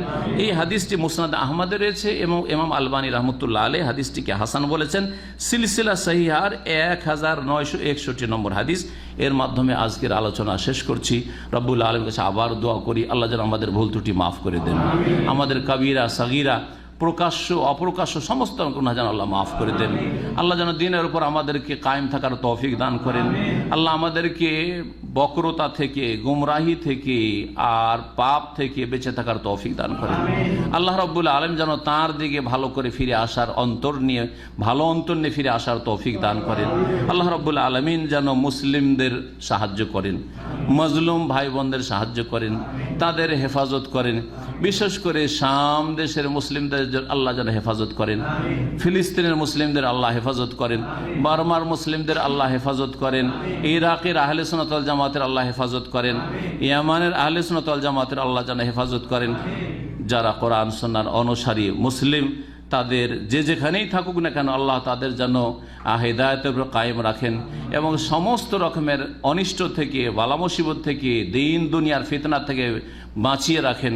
এবং আল্লাহ রাব্বুর কাছে আবার দোয়া করি, আল্লাহ রাব্বুর শাম দেশের যেন আল্লাহ রাব্বুর মুসলিমদের হেফাজত করেন, আহলে সুন্নাতের হেফাজত করেন, গৌতাবাসীর আল্লাহ যেন হেফাজত করেন, শামবাসীর, সিরিয়ার মুসলিমদের আল্লাহ হেফাজত করেন, ইহুদিদের জুলমের আল্লাহ রাব্বুল আলামিন যেন খাতেমা করেন, অবসান ঘটান, এবং মজলুম ফিলিস্তিনিদেরকে আল্লাহ রাব্বুল আলামিন যেন দ্বীনের ওপর কায়েম রাখেন, এবং দ্বীনের জন্য আল্লাহ রাব্বুল আলামিন যেন ইখলাসের সাথে জিহাদের তৌফিক দান করেন। আল্লাহ রাব্বুল তাদের সার্বিক জীবনে যেন বরকত দান করেন, এবং আমাদের ওপর অসন্তুষ্ট না হয়ে আল্লাহ যেন আমাদের রাজি হয়ে যান। আমাদের গুনহার কারণে আল্লাহ রাব্বুল যেন আমাদের উপর আযাব না নিয়ে আসেন। আমরা মুসলিম ভাই বোনদের যে হক আদায় করতে পারছি না, এটি চরম অপরাধ। আল্লাহ যেন আমাদেরকে মাফ করে দেন। রব্বানা লা তুআখিযনা বিমা ফাআলা সুফাহা মিন্না, আমাদের মধ্যে যারা পাপী গুনাহগার আর আমরা সকলেই পাপী। আল্লাহ রাব্বুল যেন আমাদের গুনাহ খাতা মাফ করে দেন এবং আমাদের কিছু মানুষের অপরাধের কারণে, গুনাহের কারণে আল্লাহ তুমি মুসলিম জাতির সর্বনাশ করো না। মুসলিম জাতিকে আল্লাহ রাব্বুল হেফাজত করো। মুসলিম জাতির গুনাহ খাতা তুমি মাফ করে দাও। মুসলিম জাতিকে সুমতি দান করো। মুসলিম জাতিকে দিনের দিকে, আকীদার দিকে, তৌহিদের দিকে, সুন্নাহর দিকে, মসজিদের দিকে, নামাজের দিকে ফিরে আসার তৌফিক দান করো। সুবহান রাব্বিকা রাব্বিল ইজ্জাতি আম্মা ইয়াসিফুন ওয়া সালামুন আলাল মুরসালিন ওয়ালহামদুলিল্লাহি রাব্বিল আলামিন। সুবহানাকা আল্লাহুম্মা ওয়া বিহামদিকা আশহাদু আল্লা ইলাহা ইল্লা আনতা আস্তাগফিরুকা